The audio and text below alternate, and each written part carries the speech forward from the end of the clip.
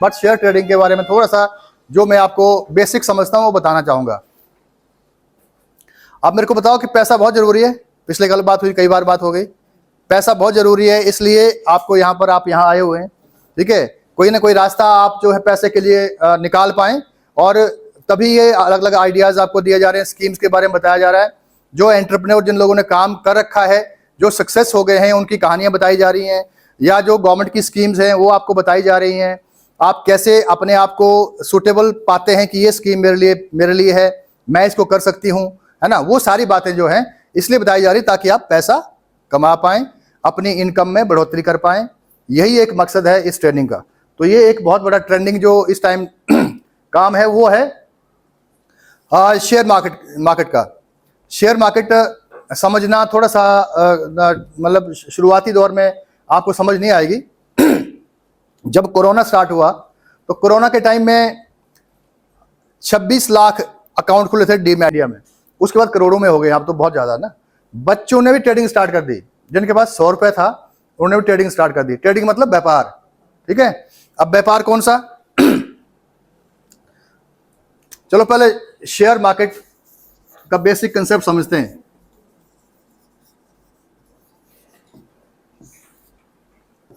Market क्या होता है, थोड़ा समझाने की कोशिश करता हूं। मार्केट क्या होता है? मार्केट, हाँ बाजार, हिंदी में हो गया, अंग्रेजी में मार्केट हो गया। इसका परिभाषा क्या है, मतलब क्या है?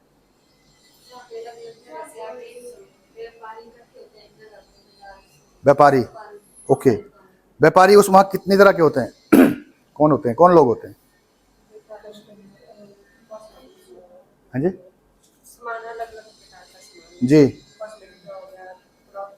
मार्केट एक जगह होती है, एक स्थान होता है, प्लेस होता है। मार्केट प्लेस होता है, वहाँ कौन लोग आते हैं?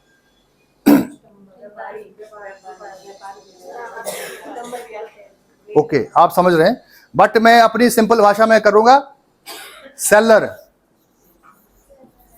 सेलर एक ऐसा स्थान जहां पर सेलर अपनी चीजों को, अपने सामान को, या अपनी सर्विसेज को, या अपने रिसोर्सेज को बेचने के लिए आते हैं, ठीक है। और कौन आता है वहां? बायर।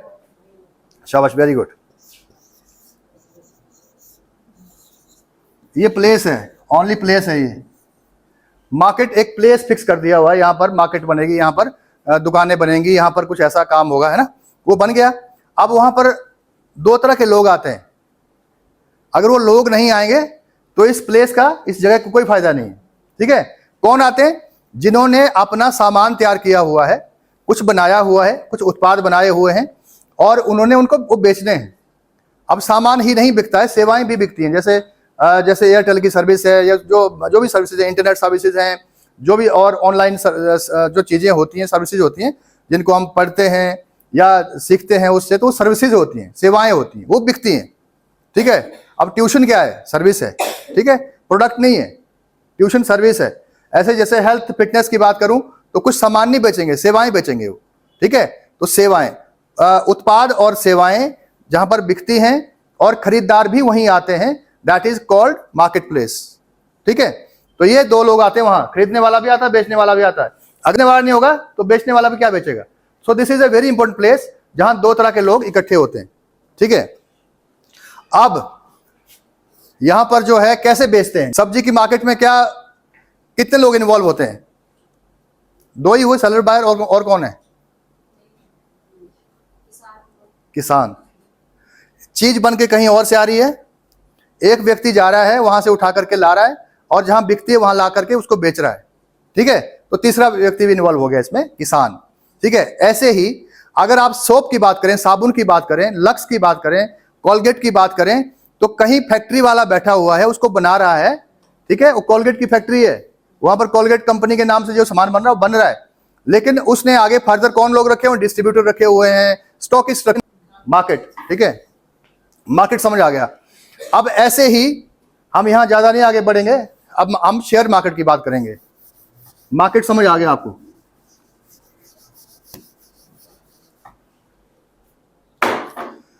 अब ये शेयर क्या हुआ? शेयर बड़ी बड़ी कंपनी, जैसे कोलगेट की बात कर रहा था मैं, तो वो कंपनी बनी हुई है ना, कंपनी बनी पब्लिक कंपनी। दो तरह की कंपनी होती है, प्राइवेट कंपनी होती है, एक पब्लिक कंपनी होती है। आपने देखा होगा कई बार लिखा होता है पब्लिक कंपनी, है ना, वो पब्लिक कंपनी यार लिखा ही नहीं है, लेकिन जो प्राइवेट है वहां प्राइवेट लिखा होता है। प्राइवेट कंपनी के शेयर नहीं बिक सकते, वो प्राइवेट एक ही आदमी की ओनर है उसका, ठीक है। अब वो नहीं बिकेगा, उसको अगर शेयर बेचना है तो उसको इसको पब्लिक में कन्वर्ट करना पड़ेगा, पब्लिक वाला जो कंसेप्ट है वो लाना पड़ेगा उसमें। तो अब देखिए जो कंपनी है,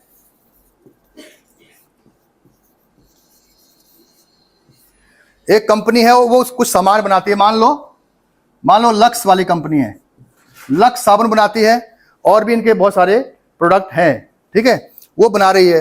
अब ये कंपनी का जो उत्पादन है वो 100 करोड़ का है, मान लो 100 करोड़ की कंपनी है, 100 करोड़ का सामान ये बना रही है।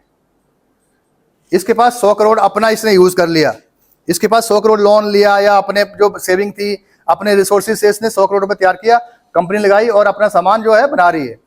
अब क्या हुआ कि ये सामान बहुत बिकने लग पड़ा, काफी डिमांड हो गई इसकी, लक्स की बहुत डिमांड हो गई। सब लोग जो है वो आ गई, कौन सी माधुरी कौन सी आती है वो हीरोइन कि लक्स मेरे गोरेपन का राज है ना, वो दिखाती है लगा करके कि भी मैं तो गोरी इसी के कारण हूँ, लक्स से गोरी हूँ, जबकि झूठ बोलती है ना आप, मतलब वो गलत मैसेज दे रही है आपको। वो नहीं यूज करती लक्स, वो तो कहीं और अमेरिका से आता है उसका सोप नहाने वाला, वो नहीं यूज करती, पर आपको बता रही है कि मैं इससे गोरी हो जाती हूँ। तो आप लोग फटाफट उसको लक्स मांगने जाते हैं दुकानदार के पास। तो 100 करोड़ की कंपनी ये हो गई। अब इस बंदे के पास जो है आगे पैसे नहीं है बढ़ाने के लिए, डिमांड बहुत ज्यादा है, लेकिन इस व्यक्ति के पास, मालिक के पास जो है ज्यादा पैसे नहीं है। अब बढ़ाएं तो बढ़ाएं कैसे, डिमांड तो बहुत ज्यादा कि इसको मान लो 1000 करोड़ करने के लिए काम करेगा वो, उसने क्या करना कि 900 करोड़ के शेयर बेच देगा, वो शेयर बनाएगा। अब शेयर क्या होता है, शेयर मींस मालिकाना हक, मालिकाना हक, ओनरशिप राइट। शेयर का मतलब होता है हिस्सा, हिस्सा हुआ ना शेयर। तो अब अगर ये बंदा जो है किसी एक बंदे को पार्टनर बना लेता है, मान लो कि 900 करोड़ दे दे भाई, तो तू भी इसमें पार्टनर बन जा, लेकिन वो फिर कहीं बीच में गड़बड़ हो जाएगा, कई बार क्या होगा कि आपस में लड़ाई झगड़ा हो जाएगा और आपस का जो सिस्टम है कंट्रोल नहीं कर पाए तो कंपनी बर्बाद हो जाएगी। इसलिए ऐसा रिस्क कम लेते हैं लोग। तो वो क्या करते हैं कि 900 करोड़ के शेयर जो है मार्केट में ले आए, 900 करोड़ के शेयर कर दिए, 10 रुपए का एक शेयर रख लिया, मान लीजिए 10 रुपए का एक शेयर उसने कॉस्टिंग कर दी कि भी 10 रुपए का एक शेयर होगा मेरा और मैं इतने शेयर बेचूंगा, कितने, 900 करोड़ से 900 करोड़ जितना भी होगा उससे इसको डिवाइड कर लो और उतने शेयर जो है बन जाएंगे उसके, ठीक है। अब वो शेयर बेचने के लिए आ गया। अब शेयर बेचने के लिए एक व्यवस्था होती है। व्यवस्था क्या होती है, वो व्यक्ति जो है, जो स्टॉक एक्सचेंज है, जो मार्केट है, मार्केट जैसी मंडी थी ना, वो बताई मैंने सब्जी मंडी आपको, वैसे ही है कि इसकी भी मंडी है, इसकी भी मार्केट है। तो सबसे बड़े जो हमारे 2 स्टॉक एक्सचेंजेस हैं उनको वो इस समझ लो कि इसकी सब्जी मंडी की तरह सेम हो, ठीक है। वहां पर उसका पंजीकरण होना चाहिए, उसकी रजिस्ट्रेशन होनी चाहिए।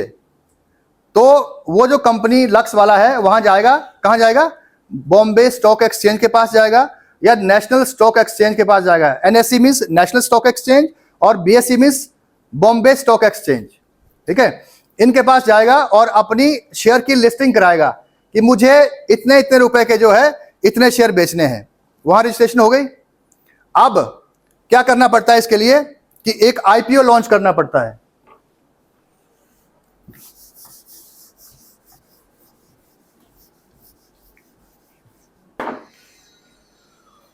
आईपीओ, जब भी पहली बार कोई कंपनी शेयर लॉन्च करती है अपने, तो उसको आईपीओ लॉन्च करते हैं। इनिशियल पब्लिक ऑफरिंग्स बोलते हैं इसको। इनिशियल बिगिनिंग में जो पब्लिक ऑफरिंग्स कर रहे हैं, लोगों को ऑफर कर रहे हैं, वो उसको इनिशियल पब्लिक ऑफरिंग बोलते हैं, आईपीओ बोलते हैं। तो उसमें 10 रुपए के फेस वैल्यू के हिसाब से शेयर मान लो उसने रख दिए। अब 10 रुपए के शेयर तो ठीक है, मतलब मार्केट में ऐलान हो गया कि भाई लक्स के 10 रुपए के हिसाब से उसने ऑफर कर दिए कंपनी ने। लेकिन अब जो एक्सचेंज वाला बंदा है, जो बॉम्बे स्टॉक एक्सचेंज या नेशनल स्टॉक एक्सचेंज वाला बंदा है, वो देखता है कंपनी बहुत स्ट्रांग है, इसके फंडामेंटल बहुत स्ट्रांग है, लक्स जो है एस्टेब्लिश कंपनी है, इसका जो 10 रुपए का शेयर जो है ज्यादा पैसे में बिक सकता है, बट वो जो स्टॉक एक्सचेंज वाला है वो उसकी बोली लगाएगा। अब जब 10 रुपए का शेयर जो है कई बार 1000 रुपए का भी हो जाता है जब बोली लगती है। लोग सोचते हैं कि शेयर मार्केट जो जुआ है, सट्टा है, कुछ ऐसा है, इसमें डूब जाते हैं, कुछ ऐसा होता है। ऐसा कुछ नहीं है, ये एक प्रॉपर बिजनेस है। जैसे सब्जी का बिजनेस करते हैं, जैसे कपड़े का, राशन का बिजनेस होता है, वैसे इसका शेयर का भी ऐसे बिजनेस है। कोई इसमें गलत काम नहीं है। हाँ, एक बार किसने किया था, वो हर्षद मेहता ने कुछ ऐसा कांड किया था, जो ऐसे लोग भी बीच में बैठे होते हैं। बट आजकल बहुत स्ट्रिक्टनेस है इस फील्ड में। रिजर्व बैंक ऑफ इंडिया और सेबी एक बोर्ड बना हुआ है, SCBI, डायरेक्टली फाइनेंस मिनिस्ट्री के कंट्रोल में ये, ठीक है। ये क्या होता है, securities exchange board of India, securities exchange board of India. तो ये जो संस्था है, ये सारा इन एक्सचेंज को कंट्रोल करती है। ये कुछ गलत काम नहीं कर सकते और किसी के पैसे से खिलवाड़ नहीं कर सकते। गवर्नमेंट पूरी इसको वॉच कर रही होती है, ठीक है। क्योंकि ये जो स्टॉक मार्केट है, ये शेयर मार्केट है, ये हमारी इकोनॉमी के लिए, हमारे देश की आर्थिक स्थिति के लिए बहुत जरूरी है, बहुत जरूरी है। तो इसलिए इसके ऊपर पूरी का पूरा फोकस रहता है, पूरी नजर रहती है, वॉच एंड वार्ड रहता है। तो इसमें घबराने की जरूरत नहीं होती है। अब 10 रुपए का शेयर जो है इसने ले लिया स्टॉक एक्सचेंज पे, और स्टॉक एक्सचेंज वाला क्या कर रहा है कि वो 1000 रुपए में भी मतलब बेचने के लिए रेडी है। बट वो क्या करेगा कि वहां लिस्टिंग हो जाएगी और वहां पर निकाल देंगे भाई इतने एक्सचेंज, ये मतलब हमारे पास शेयर हैं, बताओ कौन लेगा। तो जो बड़े बड़े लोग हैं, जो बड़ी बड़ी कंपनियां हैं, वो थोक में ले लेते हैं। लेकिन कई बार हम जैसे हमारे जैसे लोग रिटेलर भी लेना चाहते हैं, ठीक है। तो फिर ये बिडिंग हो जाती है। मान लो सुबह जो है, आज सुबह जो किसी शेयर का जो दाम था वो था 250 रुपए। वो जब मार्केट में उसकी डिमांड ज्यादा होगी तो उसकी वो सप्लाई कम होगी अभी, और डिमांड ज्यादा बढ़ जाती है। जब डिमांड होगी तो ज्यादा पैसे देने को भी तैयार हो जाऊंगा मैं, जैसे मार्केट में होता है नॉर्मली। तो उस हिसाब से मुझे जो उस टाइम मार्केट के हिसाब से शेयर मिल जाता है, मैं उसको अपने खाते में ले लेता हूं। और मैंने अगर 100 शेयर ले लिए 250 के हिसाब से, तो 25,000 रुपए लग गया मेरा। 25,000 रुपए की मैं मालिक बन गया उतने शेयर का। अब मैं उस लक्स का मैं भी मालिक हूं, लक्स का उस प्रोपोर्शन तक, उस एक्सटेंट तक मैं भी मालिक बन गया, ठीक है। अब मैं मालिक हूं, मैं क्या करूंगा, लक्स का कोई ज्यादा बिगाड़ सकता नहीं। लेकिन जो डायरेक्टली पार्टनर होता, जिसने पैसा लगाया होता वहां पर, तो वो तो फिर तंग करता उसको, ठीक है। तो हम जो भी शेयर लेते हैं, आपके पास 10 शेयर है मान लो किसी कंपनी के, तो आप उस हद तक जो है आप उसके मालिक हैं। हर व्यक्ति उसका मालिक बन जाता है शेयर लेकर के। तो शेयर सीखना बड़ा टफ काम नहीं है। जैसे सब्जी मंडी की बात समझाई मैंने, वैसे ही ये भी मंडी है, ठीक है। कोई सिस्टम इसमें कोई खराब नहीं है, कोई बुरा नहीं है। आप स्टार्ट कर सकते हैं, और जो थोड़ा सा ज्यादा मतलब इसमें इंटरेस्ट रखते हैं या ज्यादा पैसे कमाने के इच्छुक हैं, सीखने को तैयार हैं, टाइम डिवोट करने को तैयार हैं, अंदर क्यूरियोसिटी है अंदर, जिसके अंदर वो ऐसे काम भी कर सकता है। कई लोगों ने 100 रुपए से काम शुरू किया था, आज वो अरबपति हैं। यहां पर आज की डेट में मैं समझता हूं, अच्छा ये हो रहा क्या, आज की डेट में मैं समझता हूं कि सेविंग का कोई तरीका जो है कामयाब नहीं है जितना ये तरीका कामयाब है। क्यों, कैसे, इतना समझ आ गया? शेयर क्या होता है, मार्केट क्या होती है, शेयर मार्केट क्या होती है, कैसे शेयर बेचती है कंपनी, क्यों बेचती है? पैसा रेज करने के लिए, फंड्स रेज करने के लिए, ताकि वो अपने व्यवसाय को बढ़ा सके, ठीक है। और हम लोग कैसे पार्टिसिपेट करते हैं वो समझ आ गया। स्टॉक एक्सचेंज समझ आ गया।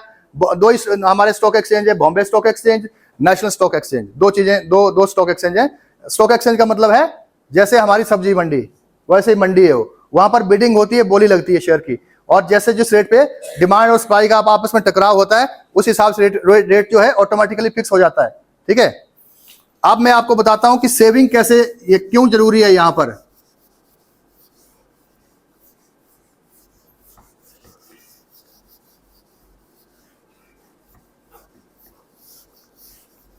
मान लो एक नई कंपनी है, अब ये भी काम शुरू कर दिया, उसकी भी ऐसे होगा? नहीं होगा उसका। वो जब तक वो अपने आप को स्थापित नहीं कर पाएगी बाजार में, जब तक अपने आप को प्रूव नहीं कर पाएगी कि मेरा जो है मतलब एक जो मेरा बिजनेस ऑपरेशन है वो चल रहा है, बढ़िया प्रक्रिया चल रही है, उत्पादन हो रहा है, मेरा सामान बिक रहा है, मैं जो हूँ अपने आप को ठीक से इस्टेब्लिश कर पाया हूँ मार्केट में, तब तक जो है लोग उसकी तरफ नहीं जाते। लोग उससे स्टडी करते हैं, पढ़ते हैं कि भाई इसके पास लोन कितना है, कहीं लोन से नहीं डूब गया बंदा ये, है ना, इसका उत्पादन कितना है, डेली जो इसकी ग्रोथ कितनी है, मंथली और क्वार्टरली ग्रोथ कितनी है, इसके पास कितना पैसा प्रॉफिट हो रहा है, मुनाफा कितना हो रहा है, वो सारी चीज देखते हैं लोग। उसके बाद जो है कंपनी में शेयर में पैसा लगाते हैं। ऐसा थोड़ी अपनी मर्जी खरीद लेंगे, उसके फंडामेंटल स्टडी करने पड़ते हैं पहले। बट स्टडी करने वाले कई बार कंसल्टेंट होते हैं और लोग भी होते हैं, वो बताते हैं कि ये खरीद लो जी, ठीक है। अगर डिपेंडेबल पर्सन हो, आप विश्वास कर सकते हो ऐसे लोगों पे, तो उन लोगों ने स्टडी की होती है। बीच में कुछ ऐसे भी होते हैं जो जिनको नहीं ज्यादा पता होता, वैसे बोल सकते हैं, बट आपने उसको परखने के बाद ही करना होता है, ठीक है। तो ये सारी बातचीत है। बाकी खुद भी स्टडी कर सकते हैं, कोई दिक्कत नहीं। सीखने में मैक्सिमम 3 मंथ लगते हैं, 3 महीने में आप एक्सपर्ट हो जाओगे, ठीक है। आज की डेट में अगर आप बैंक में पैसा रखते हो, बैंक में सेविंग, आपकी आरडी लगा दी आपने, कईयों ने लगाई होनी, आरडी लगा रहे हो आप 500-500 रुपए की, ठीक है, रेकरिंग डिपॉजिट, आवर्ती जमा क्या होता है। तो ये आपने आरडी खोल दिया, आपने मान लो 500 रुपए की महीने की, तो ये चलता जाएगा, 12-5 60 6,000 हो जाएगा साल में 6,000 हो जाएगा। तो उस 6,000 रुपए के ऊपर कितना आपको इंटरेस्ट मिलेगा, पता है किसी को? बताओ प्लीज, आरडी के ऊपर कितना इंटरेस्ट है आजकल? है 3%। सेविंग के ऊपर 3-4%, ठीक है, 4% हो गया। तो 4% के हिसाब से कितना हुआ, इस पे कितना हो गया इसका? जो मैथ पढ़े हो तो जानते होंगे, इतना सभी कर लेंगे।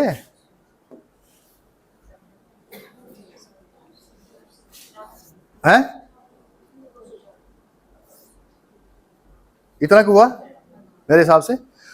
अब इतना पैसा आपके पास आया, ठीक है, और एफडी के ऊपर कितना होता है आप आजकल? एफडी डिपेंड करता है 6 महीने, साल की है, कितने की है, बट एवरेज कितना का होता है? 7%। डाक खाने के 7% है। ये सेविंग, ये मिल रहा है आपको रेट, ठीक है। आपने सारे पैसे जितने कमाए थे वो बैंक में डाल दिए, एफडी कर दी, और आप 7% कमा रहे हो, ठीक है। अब आपको पता है कि महंगाई दर कितनी है हमारी इकोनॉमी की? महंगाई दर होती है एक चीज, कुछ सुना है किसी ने? महंगाई दर कि अभी जो है ओवरऑल जो होलसेल प्राइस इंडेक्स कितना है, या जो इन्फ्लेशन रेट हमारा इकोनॉमी का कितना है ना, वो 7 से ज्यादा है। वो 7 पॉइंट कुछ चल रहा है आजकल, 7.3। चेक करना विशाल, इन्फ्लेशन रेट आजकल का 7 के आसपास चल रहा है आजकल आपका। तो आपकी सेविंग कहां हुई यहां पर? ये 7% तो खत्म हो गया यहां पर, महंगाई दर बढ़ गई उधर ज्यादा। इतना कोई नहीं सोचता कि महंगाई दर भी कोई चीज होती है। आप सोचते हैं मैंने पैसे कमा रहा हूं, मैं वहां बैंक में रखे हुए हैं और वहां इतना इंटरेस्ट मिल रहा है, लेकिन साथ साथ जो महंगाई दर बढ़ रही है वो उसका कोई सोचता नहीं, उसका क्या, वो भी देखना पड़ेगा ना।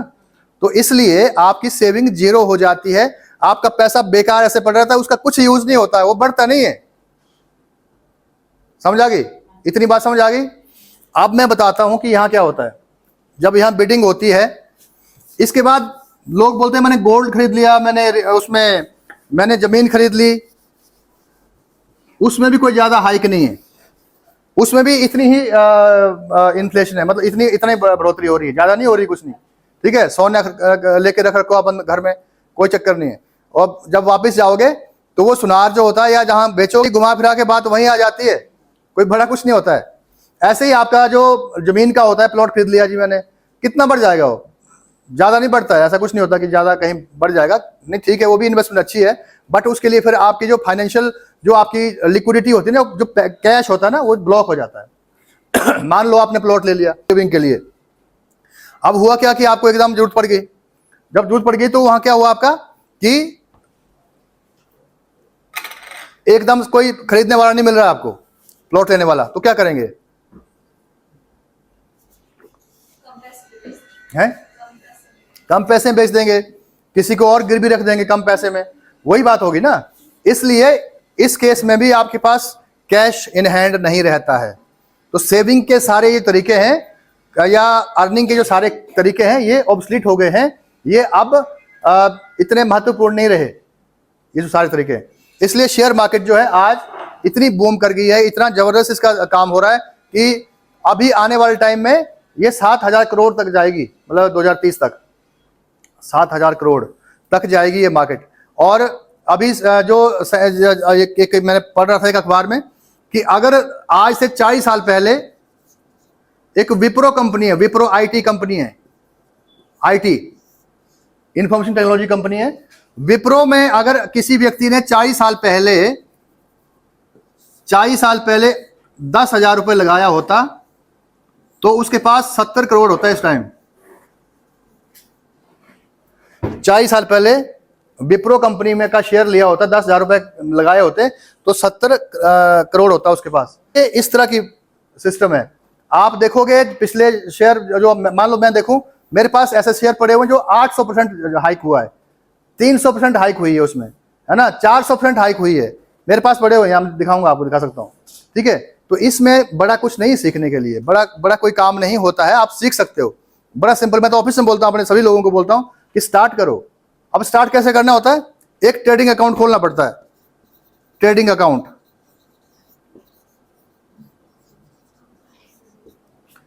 डीमैट अकाउंट भी साथ ही मिल जाता है।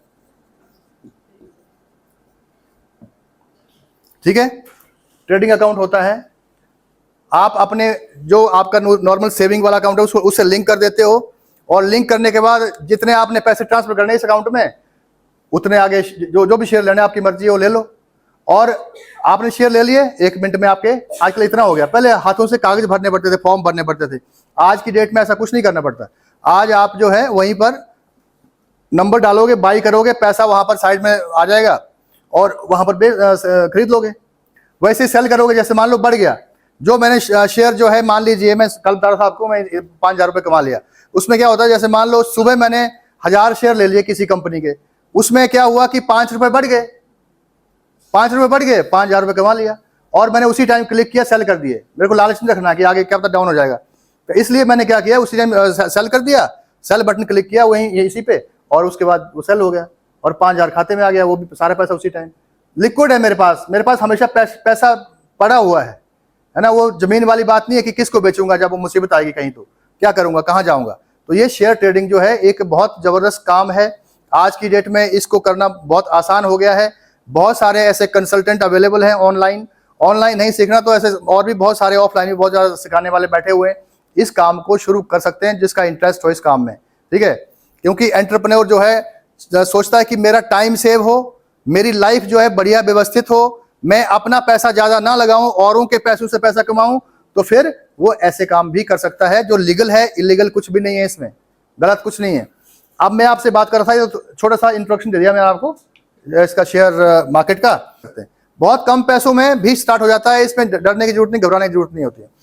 अगर आपको शेयर ट्रेडिंग नहीं करनी है, फिर भी सेविंग करनी है, तो ऐसे लोग भी अवेलेबल होते हैं जो ट्रेंड होते हैं, हाईली एफिशिएंट होते हैं, इस फील्ड में एक्सपर्ट होते हैं। उनको पता होता है कौन सा शेयर कंपनी का कब गिरेगा, कब उठेगा और कब कितना ऊपर जाएगा, और कौन सी ऐसी कंपनी है जो कभी गिरेंगी नहीं, ऊपर ही जाएंगी। वो एक्सपर्ट लोग हैं, स्टडी करके बैठे हुए हैं। तो उन लोगों ने अपना एक ऑफिस खोला होता है, उनको बोलते हैं कंसल्टेंट। जैसे कल मैंने बताया था आपको, कंसल्टेंट भी एक अच्छी एक प्रोफेशन है। तो कंसल्टेंट होते हैं वो इस फील्ड के, शेयर मार्केट के। वो क्या करते हैं कि आपको बोलेंगे कि ठीक है भाई, मेरे पास दो अपने पैसे, मैं करता हूं शेयर मार्केट से कमाई आपके लिए, ठीक है, छोटी सी कमीशन लेता हूं, ठीक है। तो उसमें क्या करते हैं, आपकी 5-5 हजार रुपए हर महीने डालते हैं, 1,000 रुपए डालते हैं, 100 रुपए डालते हैं, जो भी आपको पसंद है अपनी कैपेसिटी के हिसाब से वो डालते जाते हैं। उसको बोलते हैं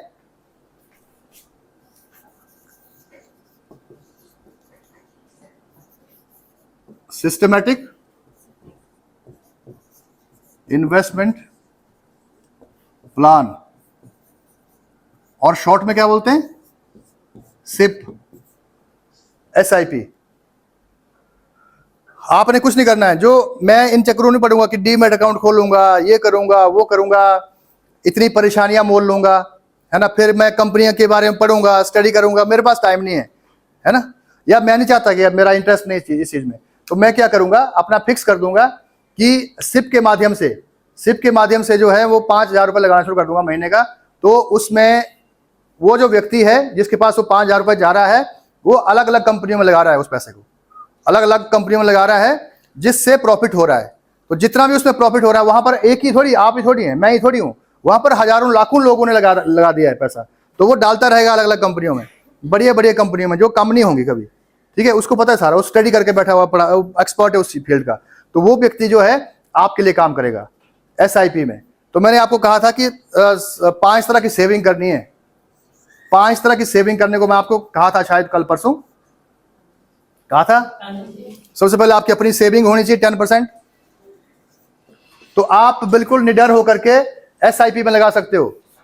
शेयर भूल जाओ, SIP में लगा सकते हो। पता करो, ऑनलाइन देखो, अगर घर में हस्बैंड उस फील्ड में इंटरेस्ट रखते हैं, है ना, या थोड़ा पढ़े लिखे हैं, या मतलब कोई बेटा बच्चा बेटी घर में है जो थोड़ी सी पढ़ी है, तो वो इन चीज़ों को स्टडी कर सकती है ना। इंटरनेट के ऊपर, यूट्यूब के वो सारे वीडियो पड़े हुए हैं, ठीक है।